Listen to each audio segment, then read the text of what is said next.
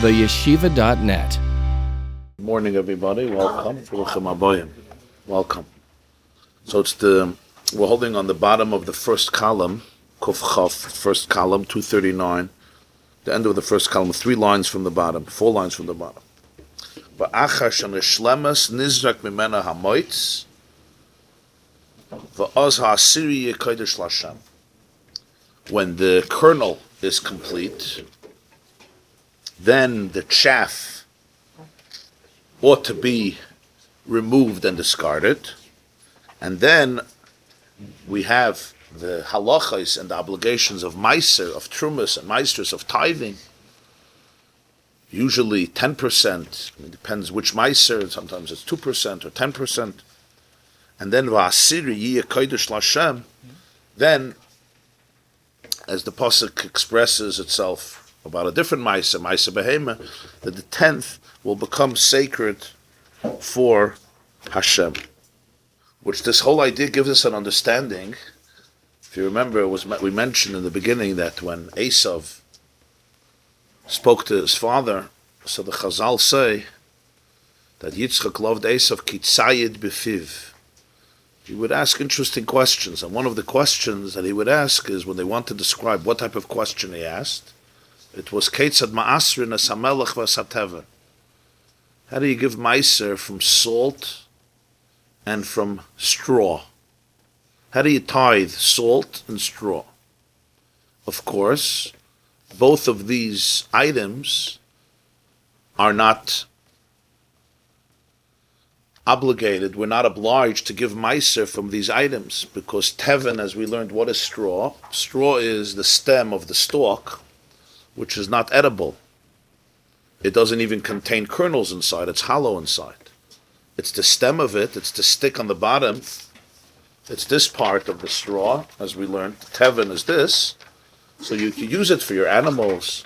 You can use it for different purposes, for fuel, for bricks. But it's not. You don't have to give meiser from the teven. You don't have to give meiser from the moitz, from the chaff. You have to give meiser from the kernels, from the seeds that are inside. You have to give meiser from this, not from the mites, right?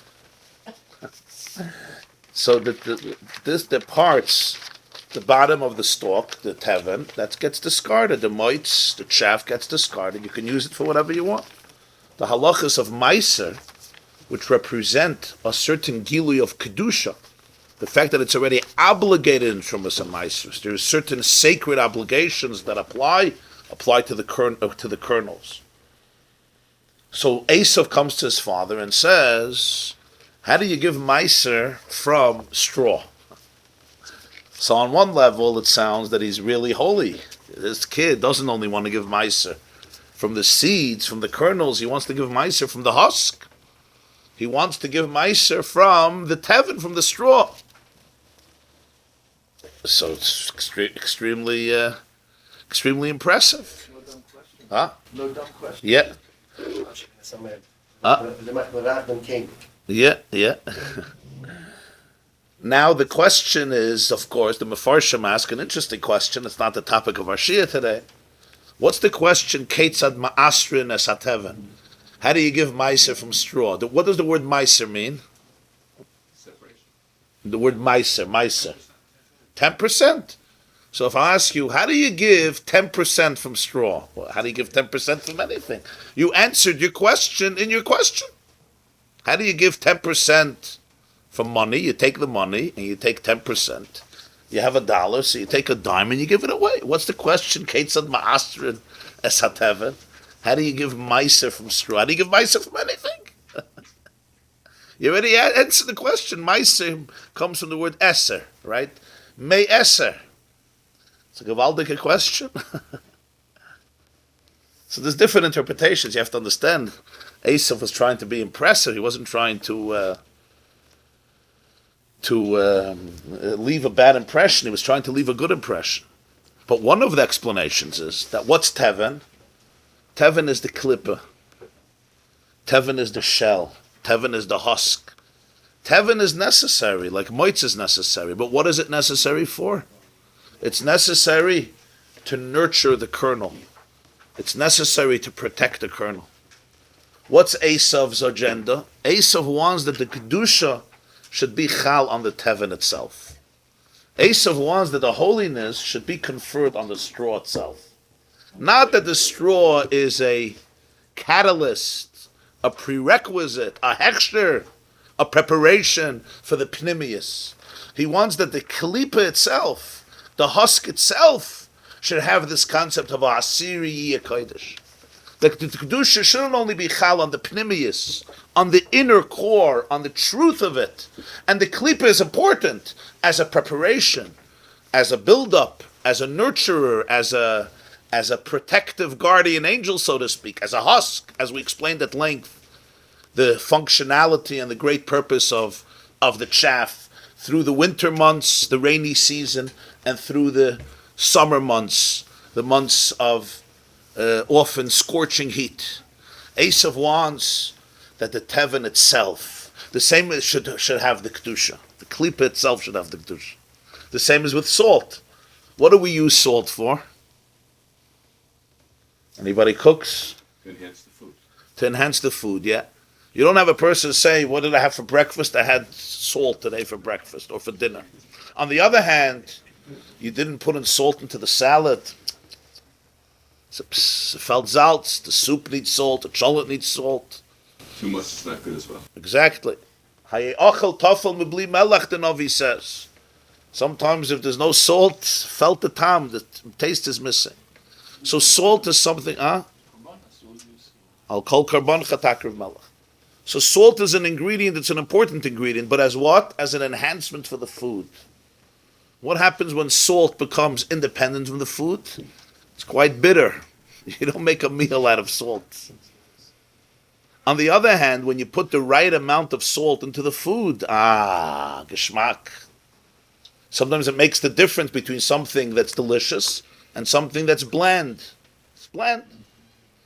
Salt is bitter. You're right. If you put too much salt, but if you put in the right amount of salt, not only does it not become a detriment for the food, it contributes a wonderful flavor and taste to the food. And the great chefs know exactly the amount. And sometimes we know you start eating a kugel and you say too much salt. There's a story that once Reb Shlomo of Karlin was a student of Reb Aaron of Karlin, Reb Aaron Hagadol, who was a student of the Maggid. He was one of the great spiritual masters of his day. And he once came to visit the Balatanya in his city in Lyozhna. So it was a very big event. And the household made a meeting. They decided to make a big suda, a big feast for this great tzaddik, Reb Shlomo Karlin, who was renowned for his holiness and righteousness. And everyone wanted the schus to be part of this meal for him. So they split up the jobs between the Anshe Abayis. They split up the jobs. You do this, you do that, for prepare the meal. The one thing they didn't discuss is who's going to put in the salt. So at the end, everyone thought to themselves, I have a merit, I could do something more. I'll put in the salt. They didn't discuss the salt. So everybody thought the same thing. That's what they found out later. And everybody put in salt. So they served the yoich, I think it was, the soup. So Reb Shlomo Karlin took a spoon and he put it into the soup. And he put it into his mouth and he wasn't edible. It was too gesalz and it was too zon. So politely he moved away the soup. The Balatanya was sitting near him. And he continued eating. He finished the soup and then he turned around and he said, Favos estenisht. Why don't you eat? He says, I don't know how you ate it. It's too salty. So Balatanya told him that from the day I stepped foot into Mezrich, from the day I went to Mezrich to the Maggid, I don't notice this. I don't notice these types of things, so I didn't notice it. But everybody understands that too much salt is going to ruin it. What does Esav say? Esav wants that the salt should be holy. He wants you should give ma'aser from salt. The klal is that kedusha is chal on pnimius, not on chitzonius. The klippa is important, but it's external. It's a chitzon. Literally, it's on the outside, and functionality, it's on the outside. Kedusha always relates to the core, to the pnimius, to the mohus, to the essence. What is sleepless noga? Yeah. Yeah. That's what we're talking about? Yeah. Isn't there something crawling in? Its purpose is to be Megala the Kedusha. But it's not, doesn't... Exactly. Yeah. And that's how it becomes Kedusha. That's how it serves the Kedusha. What does this mean in the avodah of a person? What does this mean? There are things that are like salt in your life. What does it mean, salt in your life? A person, for example, has certain struggles. They're salty. They're bitter. They're not delicious. This person has certain struggles. There are people that struggle very much in issues of intimacy. There are men sitting in this room and in other rooms who struggle a lot with this. There are teenagers who struggle with this. It's different types of struggles. The nature of the struggle, the nature of the struggle is different. But there's a lot of struggles in this area, or any other area. People have individual struggles when it comes to moral questions, when it comes to moral issues, psychological issues, emotional issues. They're very salty. How do you look at all of these things? Esav wants that the salt itself, you should give Maisa from salt. He doesn't understand that the function of the salt is to serve as an enhancement for the food. You see, there's two opposite extremes and approaches, and both are off. One approach is salt, garbage, disgusting, repulsive. I don't have it. I can't have it. It's too bad. And if I do, I'll deny that I have it. And if I can't deny that I have it, I'll get depressed that I have it. I'll go with sugar that I have it. That's one approach.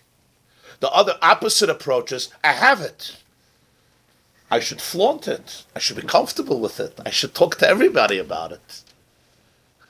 I should change my identity. I should redefine myself because I have this. Pride. Identity, pride. I have this. You see the two extremes.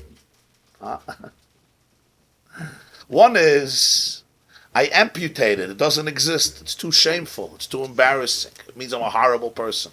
So either I repress it my whole life, which means I go into denial, or I feel extraordinary guilt and shame, and I get mad and insane in that way. So then there's the opposite approach, very well known in today's day, which is, you have something, not only is it not a cause of shame, it's a cause of celebration.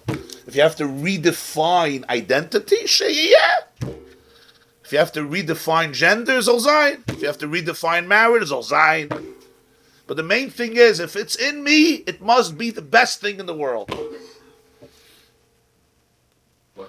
And people often pit the two approaches. One is, so to speak, the religious fundamentalist approach, and one is the more liberal, open-minded approach. But the emphasis is, both approaches have a common denominator, and they're both not teifus the nekudah. And very often, people in the Jewish world, in the religious Jewish world, don't even understand this. And that is, when somebody has a struggle, it's not always their fault. It's not a shameful thing. It's not something you should look in the mirror and say, look what a despicable, horrific person I am. A person has to be able to have compassion for their struggles. But then there's step two. Realizing that the fact that I have this struggle doesn't mean I have to worship it and make it holy. This is like salt and like straw. This is the concept of a klipa. It's a shell. What's the function of salt? To enhance the food. The right amount of salt enhances the food. Every struggle a person has in life allows them awareness, gives them the opportunity for growth, for development, to challenge themselves, to bring out things in themselves that are extraordinary deep. So the struggle is a catalyst, it's a hachana, it's a hechsher mitzvah, it's a springboard for meiser. It itself is not meiser. When Yaakov comes out of the womb, Yodoi oichezes ba'akev Esav. Why is he called Yaakov? Because he's holding on to the heel of Esav. He's holding on to the heel of Esav, right? So Esav is, so to speak, going out, and Yaakov. So how do we always understand? Yaakov wanted to get ahead of him, so he was holding on to his heel, like, you stay back, I want to come out. Okay, so this is what they see. So they decide to name him Vayikach Shmo Yaakov. What does Yaakov mean? A heel. Why? Because he's holding on to his brother's heel. What do you say if you would have twins, and one of the twins is holding on to the other one's heel, so that's why you name him heel? And from a psychological perspective, what does that do to a child? Why is my name Yaakov? Oh, because it means a heel. Why? Because my heel was cute? No, because your brother's heel was cute. Interesting. So my whole name is not even about me. It's about my brother, and not even my brother's heel. Wow, so where am I in this picture? And yet this is the basic Jewish name. We have here quite a few distinguished Rabbi Yaakovs.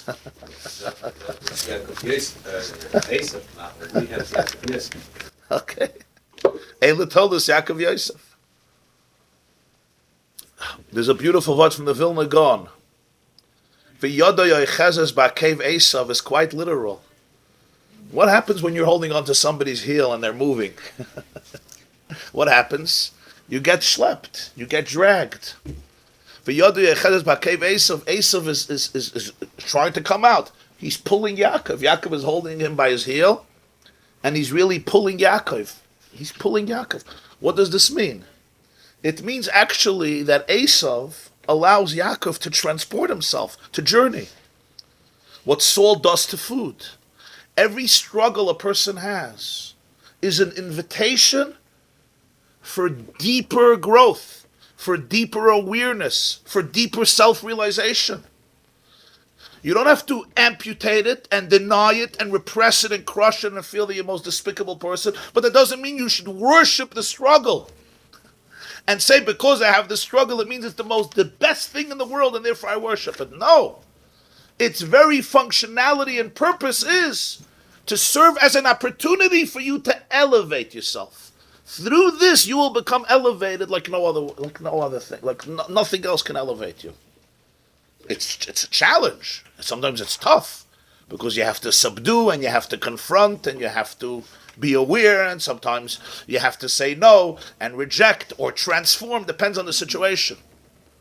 That's Esav's real function. Esav's real function is to bring Yaakov to a place where he could never be on his own. And then the two brothers become one. They become united in the real functionality of Esav. Comes Esav to Yitzchak and says, no, let's change the game. I want to give Maaser from the salt. I want to give Maaser from the straw. I want the salt itself to be celebrated. We're going to put the salt on a pedestal. We're going to make a parade for all the strugglers. So that's a very powerful idea. That Esav elevates Yaakov. The Esav in every person is there to elevate you. Esav struggles. Esav in the womb already struggled. It wasn't his fault. So there's compassion and empathy for the struggle. The struggle with evil doesn't make you evil. But did Esav actually attend his own lectures? So this was Esav's mahala. Esav said, no, I don't want to work with Yaakov. I want the salt itself to get through my mice. I want the straw to have Maaser. Wasn't he at the other end of the extreme, making a mitzvah that seems... That's the idea, yeah. That's the ultimate. That's what he was. That's the ultimate downfall. Some said that he wasn't such a Ritzek, but he had Ritzek in other senses. In other words, when he asked for a bracha later on, he was asking for a bracha. Esav had tremendous potential, but that potential could only be realized by dealing and overcoming tremendous temptation and inclinations. And the same is true with every single person, in their own way. That's why it says in many places that the shirish, the source of Esav's neshama, was deeper than Yaakov. That's why Yitzchak wanted to bless Esav. Yitzchak had a special relationship with Esav. It wasn't a stam a mistake. In potential, Esav's soul was a great soul. But for his greatness to be achieved, he had to be able to put his struggles in the context of Kedusha, not separate the straw, separate the salt, and turn it into its own idol. Ha'asiri Kodesh Lashem is on the Pnimius, not on the Chitzonius. So all klippa serves a purpose as a shell, as a husk. And the same is true on a much higher level, on a much more sublime level, when we speak about the straw and the chaff versus the kernel. The chaff protects the kernel. What is that? That's the shminis shebeshminis of the Talmud Chacham. That sense of deep, deep self-value and self-dignity. And that is the only preparation for what could come ultimately, where there is complete oneness. Complete oneness. Umatzasa levavai neman lefanecha. This was Esav's mistake. Ketzad ba'asrnas hamalach v'satever. Rabbi mentioned a vulnerability to intimacy. So that could be like someone's very withdrawn, and if it goes the other way, it could be someone becomes very promiscuous, yeah? Yeah. People struggle with promiscuity. But they really have a vulnerability. Yeah. There's different types of struggle. I'm not getting detailed because there's so many different types. My point is, a person has to look at themselves and identify. There's people who struggle terribly with anger. Anger. They blow up, they lose it. And their wives, their children, themselves, other people in the office. Yeah. Tempers, their tempers are just explosive. There's people who struggle with many other types of midos that are very challenging. Yeah. Whether it's laziness or fear or panic, hysteria, depression, melancholy, jealousy, right? Anger, very deep anger, annoyed at the world, annoyed at everybody. And so, you want to make a checklist? Etc., etc. So, Why can't we just say the opposite of this? We always say taking the bad, and that's where you get the bitter. That's exactly what Asa wanted to do. He wanted to take the salt, the terrible stuff. He wanted to take the clean, but he wanted to make it great. It's the opposite of what the Rav is saying. Saying the opposite of this thing. That's what he wanted. Exactly. Esav's error is that the salt itself becomes the tachlis. Instead of salt being seen as an enhancement for the food, you don't make a meal out of salt. You make a meal out of food. But without the salt, it's not the same food. The grain grows, you have the kernels, but you need the straw. The straw is an important part, and it has its use. It has function. No, your animals have to eat. Michael Baim is very important, and that's how it grows. And without that, you're not going to have a kernel. He's asking, how do I take my bad and turn it to great? On a deeper level, you say. Sure. Okay. Fine. You're being Melamed Schuz that Esav La'achrei Habirur was really saying, but that's the answer. That the way Melech and Tevin become Kedusha is when they realize that their function is to be a klippa. That's the issue. The moment they forget that they're klippos, that they're shells, they actually become of a great distraction. When I'm identifying a struggle in myself, I could look at it in two ways. One is, again, three ways. One is, I can't deal with it, so it doesn't exist.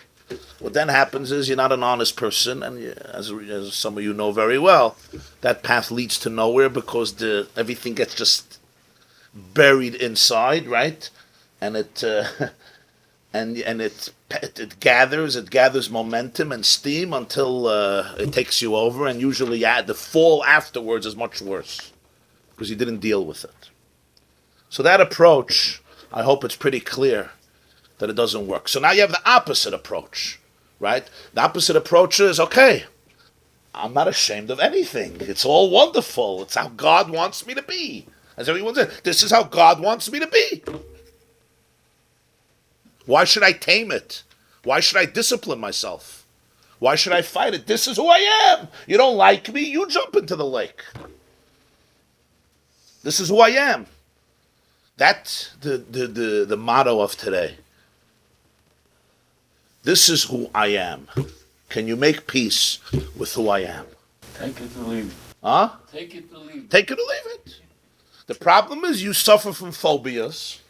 So you're a narrow-minded, moronic, fundamentalist, ultra-orthodox cult member. And that's why you can't accept diversity.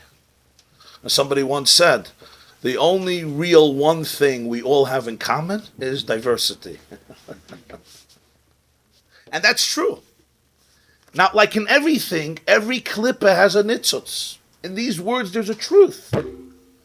Because there are many people who suffer from phobias. Oh, you struggle? I don't deal with you. We're perfect.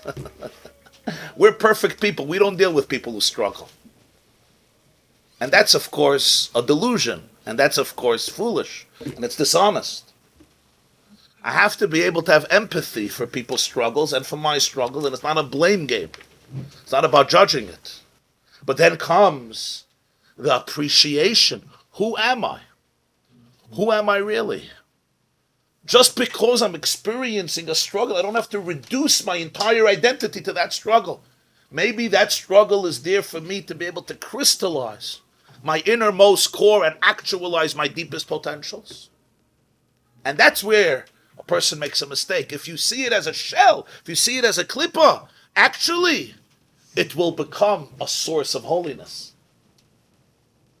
I think I told you an anecdote once. There was a fellow who went into a bar, and I shared it with you, and he drank a cup, and he threw it at the bartender's face. The guy says, "What are you doing?" And he says, "I'm ashamed, because I had an abusive upbringing, and this is how I act. I throw glasses." He says, "Okay, I'm sorry for your upbringing." The next night it happens again. He says, "What now?" He says, "I'm so ashamed for my dysfunctional and horrible behavior."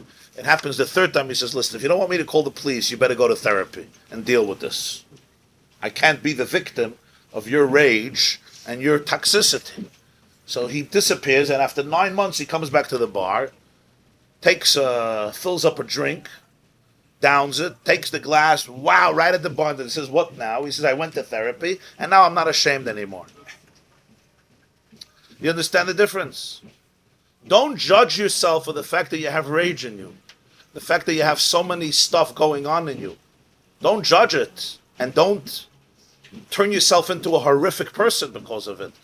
This is part of your shlichus. But what's your shlichus? Your mission is to deal with it, not to sanctify it. To deal with it, to look at it, to refine it, to subdue it, to transform it, to confront it. Not to turn it into Kedusha, not to turn it into the ultimate peak of spiritual experience. That deadens the entire journey of the human spirit towards truth, towards depth. Basically, whatever I'm feeling at any moment becomes holy. It's the most superficial way of living life. So when the klippa is seen for what it really is, as a klippa, it can actually become an accessory to Kedusha. It becomes an indispensable part of holiness. That's what we once spoke of the Maamer Nayim, Reb Nachum Chernobyl, who has a Torah in Parshas Vayishlach. And he brings the Gemara, it says in Maseches Yuma, Habala Tayir Messiah loy, Habala Tomei Poischin loy. Somebody comes to be cleansed, we help him. And somebody comes to become tamei, if somebody wants to contaminate themselves, the Gemara says, they open the door for him. Poischin, they open the door for him. So literally it means that the Rebbeinu Shalom gives people choice. He doesn't close the door. You want to contaminate yourself? As our Russian comrades say, Pajalista. Here, the door's open. Doesn't say, Messiah, I'm not going to help you. But Poischin, we open the door. The Maamer Nayim, Reb Nachum Chernobyl, Susa Yogan Aleinu, he writes, says something very, very profound. It's based on this point. When somebody feels that they want to contaminate themselves, they should realize that this very inclination is their Pesach. It's their gate, to quote him, to Ruach HaKodesh. This is their Pesach to Ruach HaKodesh, to divine inspiration. This is Pischuli Shari Tzedek. Open up the gates of justice. Avoivam, let me enter them. Oideka. Zehashar la Hashem tzadikim yavoy yavoy. Habolitame. If there's something that's really making me mishiga, and it's inviting me to contaminate myself, so I could look at it and say, "Oi, I'm such a disaster.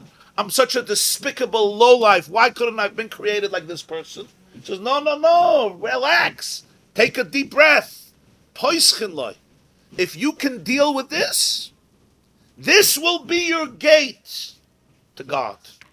Not only should you not be ashamed, in many ways you should embrace the opportunity. But embrace the opportunity. Don't embrace the addiction. Every addiction is like the heel of Esav. It's a heel. Don't turn the heel into a head. Hold on to the heel and let yourself be carried by it.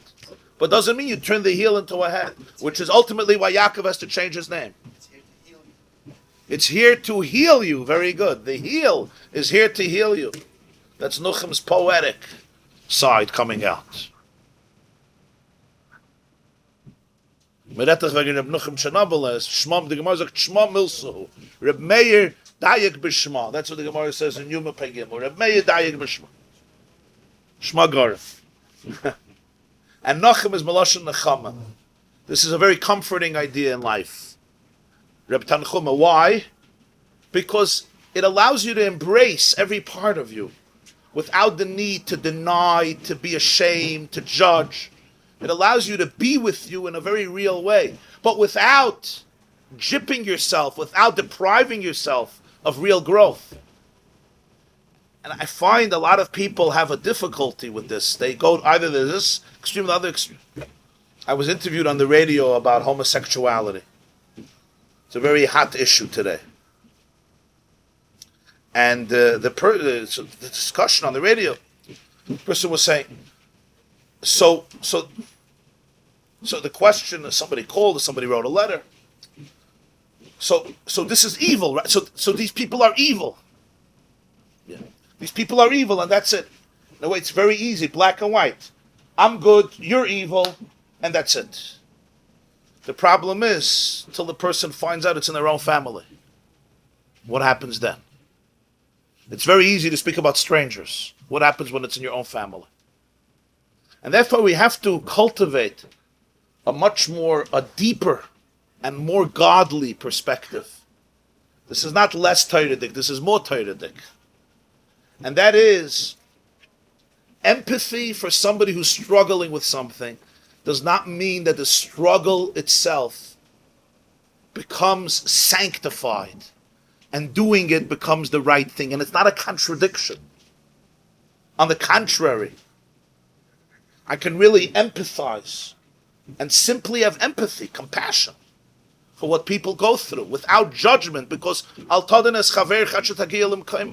you can't judge somebody until you don't reach their space. And like the Sfas Emes writes, and you're not going to reach somebody else's space. So you go into my boots and walk 1,000 steps in this weather, on the ice and the sleet and the snow, and slip a few times, and then maybe you'll understand what this person who wears these boots his whole life is experiencing. And then you'll gain perspective. So there's a certain humility that's necessary. Be attentive, listen, appreciate, understand. But this doesn't mean that now every behavior becomes holy and sacred. What if it's destructive for you? If somebody, Rahman al-Islam, has cancer, or somebody is suffering from diabetes, or somebody is suffering from a heart condition, no normal, responsible person says, okay, so now we're going to turn cancer into the best thing in the world. Identity, pride. We do everything we can to get rid of it. Do we have empathy? Do we blame the people? It's ridiculous. What if somebody has, unfortunately, a terrible struggle that's destructive? We can have empathy, but you turn that into a source of pride? Do you turn it into a source of shame? It's not a source of shame. It's an opportunity for you to fulfill your mission in the world. And sometimes those opportunities come with a lot of pain. There's a pasuk in Tehillim, May oivai techakmeni. David HaMelech says, May oivai techakmeni. What does it mean? Literally it means, make me smarter than my enemies. Let me be one step ahead of the game. Yeah. Literally. There's a text from the Balatanya, very deep. May oivai techakmeni. From my enemies I will become smart. From my enemies I will gain wisdom. Which enemies? From my own. From those things that are driving you crazy, you will become the smartest. if there's something in your life that is frightening you, don't run. You're going to become smart from that. If there's something that's overwhelming you, if there's something that's driving you crazy, if there's somebody who triggers you, and you come home and you can't stop thinking, ooh, good stuff. Good stuff. Stay with it. You'll find that a lot. This doesn't mean the trigger is wonderful. It means the trigger is a klipa. It's a shell that's protecting something. It's holding on to kernels. It had to be there, because if they're not the klipa, you wouldn't have the kernels. So respect, have compassion for the trigger. The trigger is mamash, a husk that contains seeds of truth. It contains kernels of wheat on which you could make a bracha, hamaitzi lechem in order to burn them in a mezainis, and give meiser and truma hasiri kodesh, and the truma becomes holy, sacred food, like karbonis, like kachim. And without the husk, you would have never had the kernel. In other words, this trigger is your brain's way of protecting this truth. The hesnochem. This is serious stuff. This trigger is a husk. Sit with it, let it be, because inside is good truth. If you run away from it and say, no, I don't have triggers, sorry, no, I don't deal with this. I'm beyond clippers. You know what you just did? You failed yourself. Every neshama has a shlichus in this world. How do you know what your shlichus is? One of the ways of knowing it is what you have the most resistance to. I don't mean jumping off the Brooklyn Bridge. That's good resistance. But there's things that you know, there's resistance, there's deep resistance. Usually over there lay part of your avodah. That's why there's resistance, because this is part of your mission. So the resistance itself makes you wise. Your enemy matures you. Your enemy helps you grow. The heel of Esav is here to pull me up, not to pull me down. I could look at it and say, oh, Esav, the worst of the worst. No. Esav is your brother. It's here to pull you up, not to pull you down. When Esav and Yaakov become detached, that's when you have the challenge. That's the short answer to your question. There's longer answers, but that's the short answer. You have to tune into the pnimius of the struggle, not the chitzonius of the struggle. This is not easy. This needs awareness, because when we have those triggers, we get caught up in it. You know, we get trapped, and it becomes, the shell becomes everything. You have to know that in the shell there's a kernel. You have to be able to zoom out and relax and see the whole perspective, and make amends and apologize if you have to apologize, but then learn from it. And when you learn from it, so you're a much smarter, wiser, deeper, and more real person. The Jew once told me, he's an Oved Hashem. He serves God, which means he looks for truth. The two are synonymous, should be synonymous. He told me that he has a tremendous struggle with food, tremendous, which some of us can relate to very well. Not all of us, but some of us, including the speaker. It's called Taivas Achila, but Taivas Achila is the language in Svarim. In English, it's called an addiction to food, or to binging, or a tremendous love for food.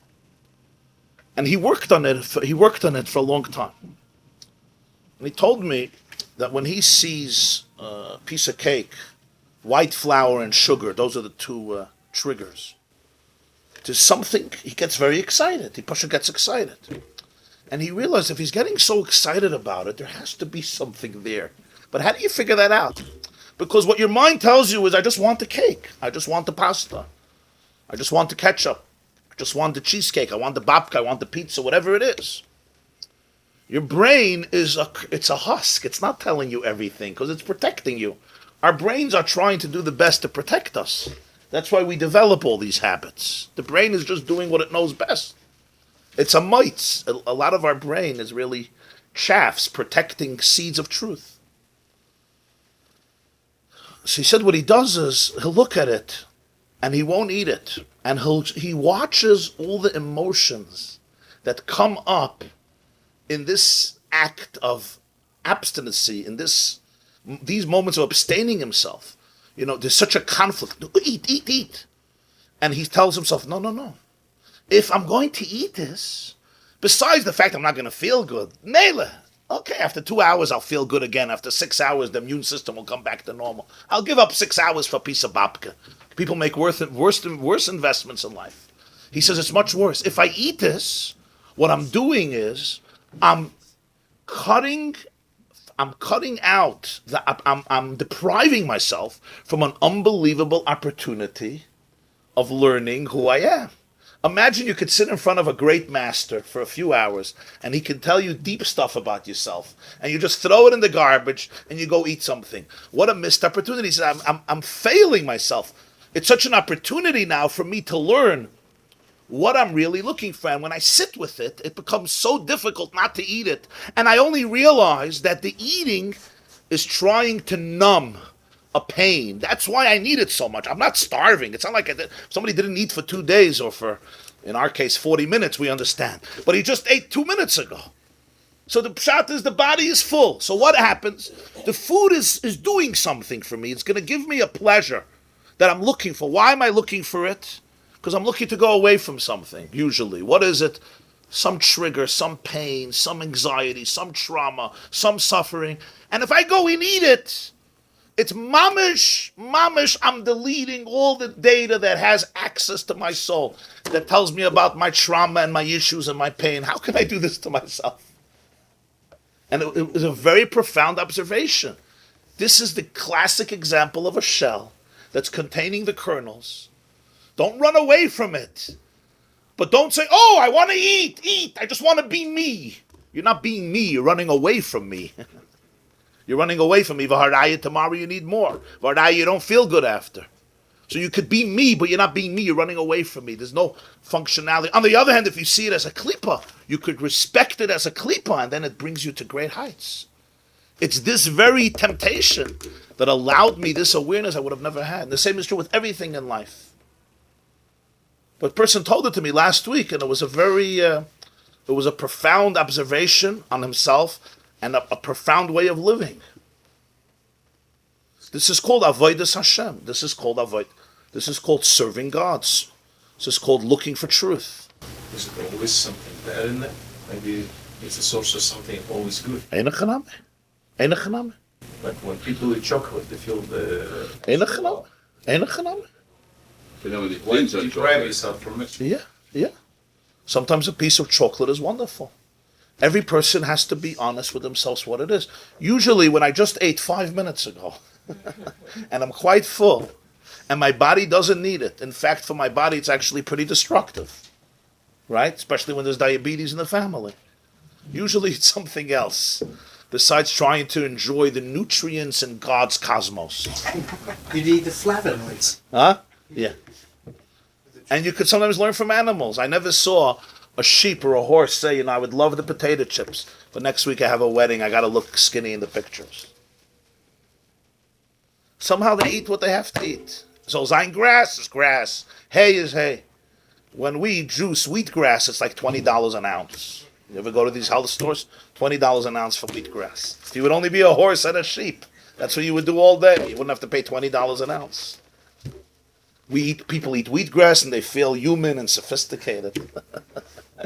Yeah, 2-3 ounces of wheatgrass. L'chaim, l'vracha. It has actually, chemically, it's very close to alcohol. Huh? Yes, yeah. It has to be expensive. You're right. If you take a chocolate, you can. There's a vart from the Baal Shem Tov, a beautiful vart. It says in Tehillim, Kapitel Kov Zayin, which the Baal Shem Tov instituted to say Erev Shabbos before Mincha. By many Chassidim, they say Hoidu. Erev Shabbos before Mincha. It comes from the Baal Shem Tov. Over there's an expression, because the Baal Shem Tov said during the week you usually go through all the 4 issues of Arba Chayavim Lahoidas. You go through oceans, and you go through deserts, and you go through prisons, and you go through traumas. So Erev Shabbos, when you're about to welcome Shabbos, Daf Men Dainkin, Hoidu L'Hashem Kitoi for the 4 things. It's a beautiful takana of the Baal Shem Tov. You'll see in the Chassidish Shuls Erev Shabbos before Mincha, they say the Hoidu. You know what I'm talking about, yeah? Kapitel Kov Zayin. Over there, there's a pasuk. Re'evim gam tzmeim nafsham behem tisatov. They're hungry. They're also thirsty. Their soul is praying. So the Baal Shem Tov once said, a very deep word. A person is hungry and thirsty. He's hungry and thirsty. Those are the words. It's not just he wants the food. His soul is looking for the nitzutzas, for the divine sparks, for the divine energy in the nutrients of food. That's real eating. That's real eating. I'm hungry and I'm thirsty. My body is hungry and thirsty. That's essential to life. That's a good thing. So don't only think you're stam physical. The soul is also looking for something in the food, for the nitzutzas HaKadosh. Sometimes, now, the opposite. Same idea. Everything that exists in one direction exists in another direction. The soul is looking for something in the food. But you know what? Not for the nutrients. The soul is looking for the most external layer of the food to distract me from what I don't want to deal with. So the soul is also looking for it. It's in the pasuk. Re'evim gam tzmeim nafsham. Hem the center. Very good. What's the Eitzah? Vayikach el Hashem. Vayikach el Hashem means I got to sit with the pain and scream to God and say, help me out. Help me out. You have a person who went through during his youth very, very difficult challenges. There's not a week goes by that he doesn't ask himself the question, why didn't they just kill me? Instead of abusing me, they should have killed me. Those of you who can't relate to this question, you should say, Hoidul Hashem ki tov ki li elam chazda. But there are those who relate to this question, they only relate to it, they ask this question. For them, waking up in the morning and saying, hey, I'm alive, moidani lefonecha, is not a simple thing. For many people, it's not a simple thing. How are they supposed to look at this? How are they supposed to view it? They can't get... It's very nice to press, right. If you press delete, then everything gets deleted. But I can't. You can't delete your past always. You can't. I can't just obliterate it as though it never happened. When he was 3, something happened. When he was 6, something happened. When he was 8, something happened. And not with a hefsek. It was ritzufas. And non-stop. Why him? I don't know why him. Why her? I don't know the answer to this. But the question is, well, how is the person supposed to look at it? So people go in opposite extremes. Some people just feel so guilty about themselves. They blame themselves. And so filled with shame. I'm the worst person in the world. I must be so sinful. You were 3 years old, for heaven's sake. In a previous Gilgal, I was sinful. Now they're making cheshbonos to justify their abusers. Or they deny and crush and repress. And then there's the opposite extreme. And the opposite extreme is, I become so, it's so painful, I need to distract myself so much, I become a junkie. I become a junkie on whatever I could find. And I justify it, and that becomes my life. And I have to, because it's too hard to go into those secrets. It's just too painful. And this is where this is not anymore sheer. This, everything else, it's a nice sheer, but it doesn't become a sheer at this point. This is where real work is necessary. This is the etzem of Yiddishkeit you touch here. When a person could cry, when a person could feel the pain, when a person can experience it, and experience it with everything that comes with it. And then a person could look at all of it and say, and you are going to grant me the profoundest awareness of the type of person I want to be, and the type of person I want to become. I will not let the abuser have the final victory over my brain. I will be the one. My soul is more powerful than my abuse, and therefore I will be the ultimate victor. I will put you in context. You don't put me in context, and that's the whole difference. The salt and the straw has to be in the context of the seed. You don't put the seed in the context of the straw. I will put you in context. In other words, I will define you. You will not define me. How will I define you? I will define you as the greatest catalyst for my growth. I have learned. I will learn from you. what it means to be a normal person, what it means to be a kind person, what it means a person to have empathy, how to be able to help other people who have been through this. Nobody can help them like me, because I know what it is. The Torah, when it tells the Jewish people, "V'ahavtem es hager," you should love the convert. Always often adds, "Ki gerim hayisem be'eretz Mitzrayim." You were converts in Egypt. What's this? How you suffer? So different Mefarshim give different explanations. One of the most powerful is, you suffered as refugees. When you suffer with something, you could respond in two ways. Either you could repress it and run away from it, A. B. You could perpetuate it and do to others what has been done to you. What I want you to do is neither of those.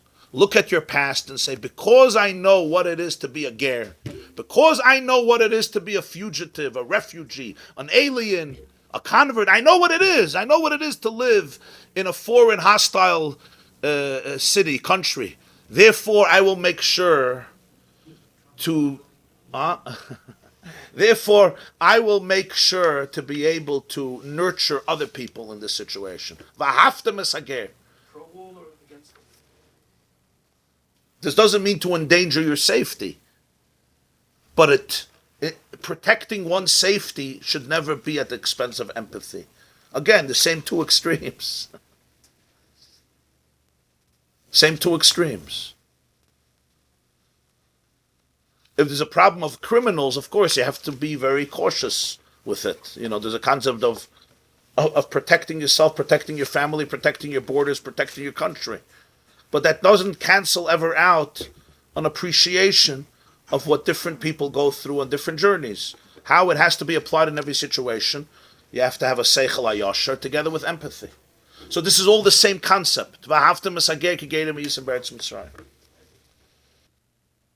So that's the mites. So that's the chaff. So as long as the chaff is there, it serves a very, very vital purpose. It holds on to the secrets.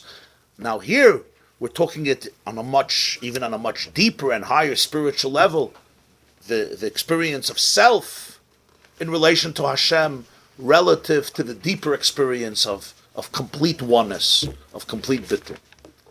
As we shall continue. Be'ezer Hashem. This is very, very special. So in the mites, in the chef is the actual pills for serenity, for the growth. That is something touched my foot. How do you jump straight into this? I don't know. What's you do it somehow? I also don't. Actually, no. You go back to the mites and the The truth is, it's really the same thing. Just a different lavush. Yeah. Nigla and Nister are mamash the same. It's just a different form. Here you speak in the language of souls and klippos and mites and teven, afishalakist, afishabahamas, taiva. And here you speak in Isis of chametz, matzah, kavua, roiv, chazaka. It's the same concept. This is the time when I need to sit with myself and say, all right, let me sit it out. And look the Mitzrayim in the eye and let it... Yeah. And the next level is what you taught us, is with the Teferes, which are, what is my soul really looking for? My soul is giving the body a message that I'm searching for something to fulfill myself. But the body touches also food or different stuff. But what is it really looking for? What am I looking for? The pnimius, not the chitzonius. It's not just the fact that I'm looking for something better, because everybody has different purpose. Like the body touches us. Whenever you send out a message, I'm looking for Teferes. But the body knows Teferes. That's what it brings. Yeah. But if you let it sit out, You tell the soul tells the brain, I'm really, really miserable. Something is bothering me. The brain says, oh. So the goof says, they say that cake is very good. That mashtikal cake. Verstehst? It's trying to help. It's not trying to disturb.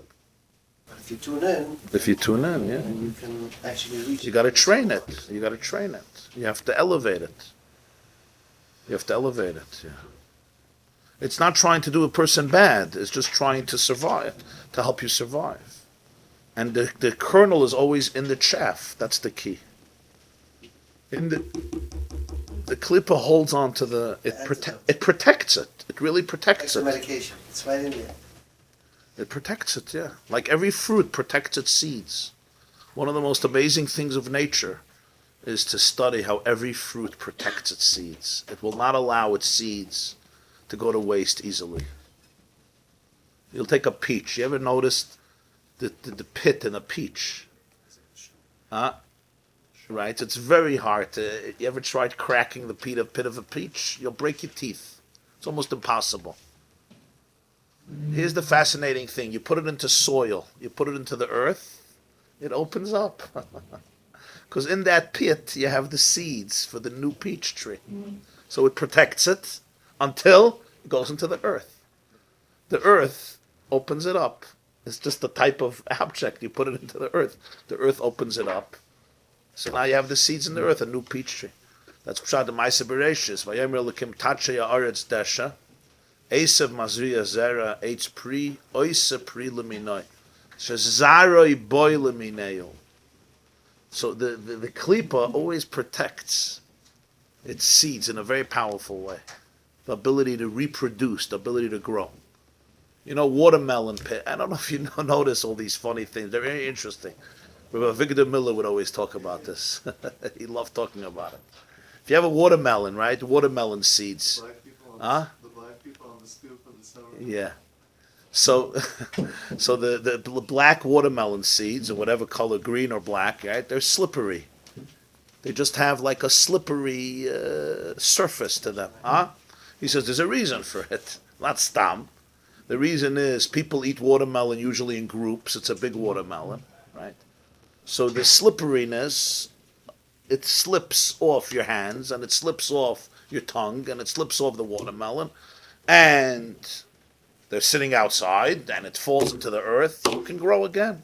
So the watermelon is created in a way that it should guarantee its reproduction. Every fruit has its own unique magic. Asher zaroi voi lemineu. That was a chelik of the Bria. It's a chelik of Maaser Bereshis. So that's the point, that the mites always protects the kernel. It's always there for the kernel. And the worst thing is when you detach the two. You have to always know there's a kernel here. And that's the whole purpose of the klipa. There's no other purpose to it. The whole purpose of the mites is for the kernel. So now imagine somebody comes and says, no, the mites is the ultimate purpose. You're losing sight of the klipa and of the pnimius. First of all, you're doing an injustice to the chaff, because the whole purpose of the chaff was to protect the kernel. So if you want to actually utilize the chaff in the right way, it's by nurturing the kernel. And of course, you're doing injustice to the kernel. So the whole purpose of it is to protect it. It's inside there. Don't run away from it. That's where it is. And both are so valuable.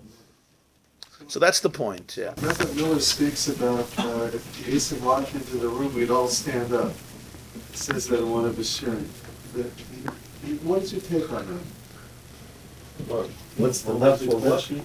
If Esav walked in, No, I think what he meant was that Esav had tremendous potential. He was a great soul. I mean, so there was a long bird. I think he said, in other words, there's a level in Esav that we can't understand because of the way he's popular. Right. Just the fact we have to understand that he was the genetic outcome of Yitzchak and Rivka. You know, there wasn't. So he had a great potential. Yeah. But it wasn't revealed in the way that it might have. Yeah. That was the whole point, that he struggled in the womb. So the explanation we gave was that he understood the struggle as an invitation to sin, and really the struggle was an invitation for growth. So it's sort of just like putting the cart before the horse. Yeah. He ended up making an idol out of what is really a spring. He made an idol out of the temptation. He made an idol out of the klipa. He made an idol out of the mites, when really it was very valuable, but its value is that it's protecting something inside of it. So don't lose that. This class is brought to you by theyeshiva.net. Please help us continue the classes. Make even a small contribution at www.theyeshiva.net/donate.